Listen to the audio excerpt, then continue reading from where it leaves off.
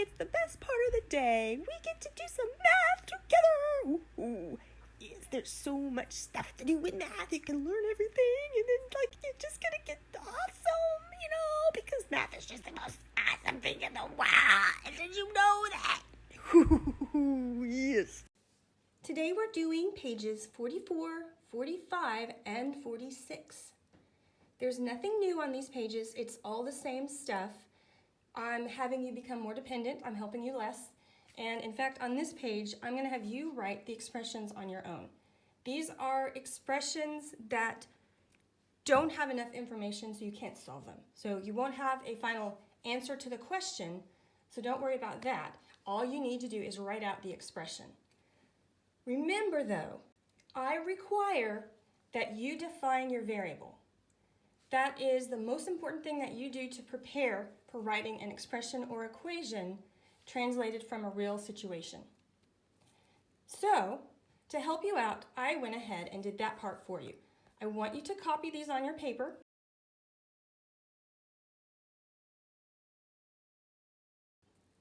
And that's the variable that you'll use.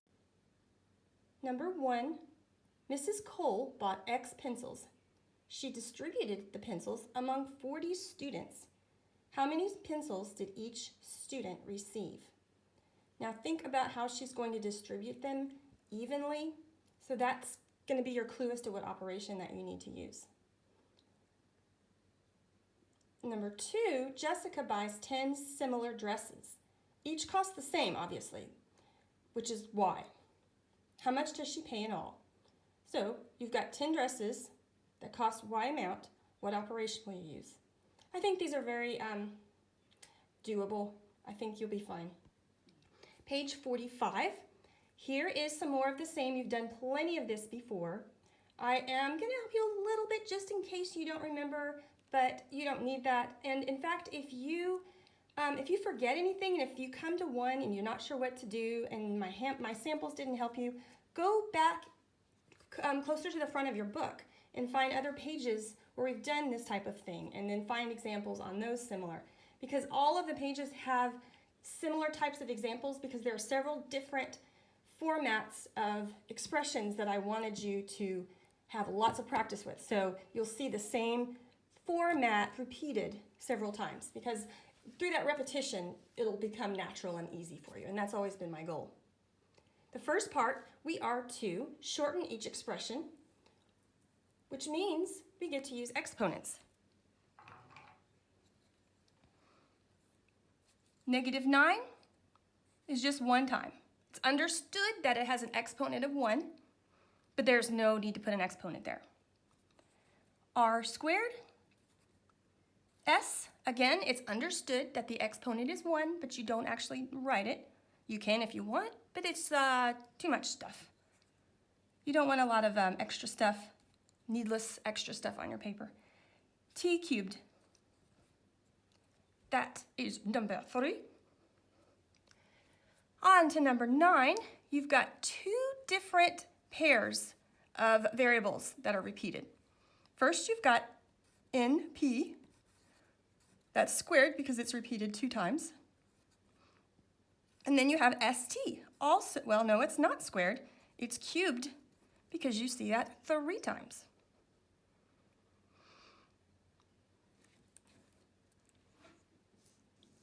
Down to this pot. 1/3 cubed. Simplify. Well, I'm going to write it out. 1/3 times 1/3 times 1/3. That's what 1/3 cubed means. And that equals 1 times 1 times 1, 3 times 3 times 3. 1/27. That is a teeny, teeny, tiny little amount. Now on to number 6. When you have variables and coefficients together, you obviously multiply the variables together and you also multiply the coefficients. So we'll start with all the coefficients. 3 times 2 is 6. 6 times 7 is 42. Now I'll multiply all of the variables, it looks like I have one of each, so I don't square anything. And I'll make sure I put them in alphabetical order in case they aren't already, but actually they already are, so that makes it easy. If you come to one of these and they are not already in alphabetical order, when you write it out, make sure you put them in alphabetical order. Number 2, we do these a lot. You've got a numeric expression. Well, you've got actually 4 numeric expressions that are all different but the same in most ways.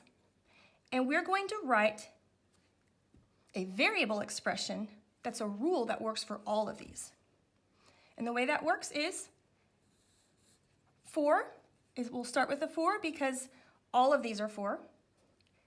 And then it's got the parentheses and subtraction. It's got the 3 over here. What's the variable? What changes? Vary means change. So variable represents something that changes. This is what changes, so this is where we'll put the variable. I usually put T for Tara, but you know, that often looks like a plus. So I'll put N. N is actually my favorite variable to use. There. And you'll do the same with the other 2. You've done this enough. I know that this should be natural. You probably didn't even need me to do that. In fact, you really didn't because we've done this so many times you can look back earlier in your book and find similar expressions that you have to do the same thing for. Down here, we are writing, it says write an equality for the sentence. That's interesting. It should be inequality. Isn't it good that I'm doing this with you? You might have been like, I don't know what an equality is. Yeah, I don't either. These 2 are very simple. You don't have to worry about those. The 4th one is the one where you're taking a word problem and you're using it to write an inequality. I got my little visual just in case you needed it. If you're not sure, you're welcome to write these on your paper. That'll help you with the top 3 since you'll be doing those on your own. But go ahead if you need, copy these down on your paper. Remember the less than looks kind of like a slanted L, and the greater than is part of the G. It's what makes a G and not a C. And when you use a less than symbol, it's because it says is less than.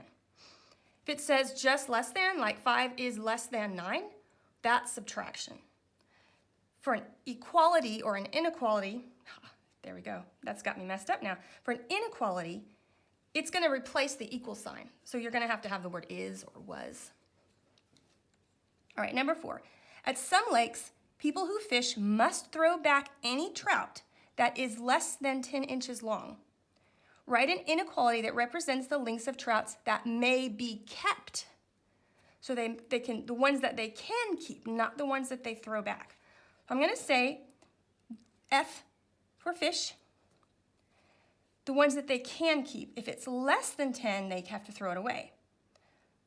Throw it back. I'm sorry, not away. I guess because they're babies still or young. But if it's 10, they keep it. So I know I'm going to put that for the equal sign because they can keep 10.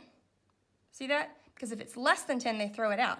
But if it is 10, well, that's not less than 10. So write it, what they can keep. They can keep the ones that are greater than or equal to 10. So the fish they can keep are equal to or greater than 10. All right, you got the rest of this. More substitution, so much substitution. With algebra, we're doing substitutions and expressions and equations and two-step equations and translations and combining like terms. I think those are the big things that we keep doing over and over and over again. And you know what? You're going to be good at it. I'm determined you're going to be good at it. All right, now we've got exponents and variables. 2b is -3. It's negative. Because it's negative, I'm putting it in parentheses. In this one, it has to be in parentheses or you won't get your answer right. If you do your math right, you won't get your answer right. Cubed plus, c is, I almost wrote c. -2. This one doesn't have to be in parentheses, but if you're not sure, if you can't remember when it should and when it shouldn't, then just go ahead and always do it. Okay, so the first thing that I'll do is the exponent. I've got -3 3 times. Remember, when you have an odd number of negatives that you're multiplying or dividing, your product will be negative. If you have an even number, it's positive. If it's an odd number, it's negative. So 3 times 3 times 3 is 27. And since it's an odd number, 3 times, -27. And then plus -2, I'm just going to write -2. Get rid of that unnecessary stuff. All right, so now 2 times -27. Well, that obviously will be negative. I have an odd number of negatives. See that? It would be -54. I did that in my head pretty fast too. Huh, I didn't know I could do that. -2. Put them together and you get 56 with a negative in front of it. That is number 2.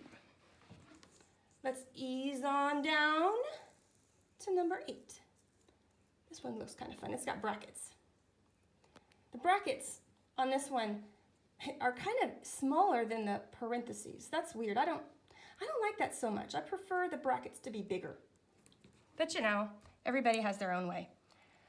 Let me do the substituting, and I'm going to do the brackets the way I like to do the brackets because, you know, I'm writing this part, so I'm going to do it my way. You obviously can choose to do it your way as long as you can distinguish between the brackets and the parentheses.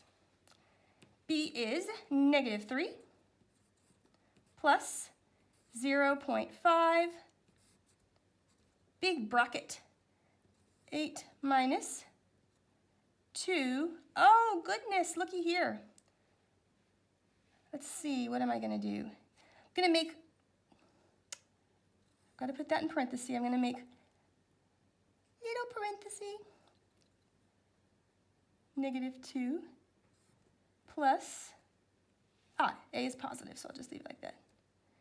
And then bigger parenthesis and then bracket.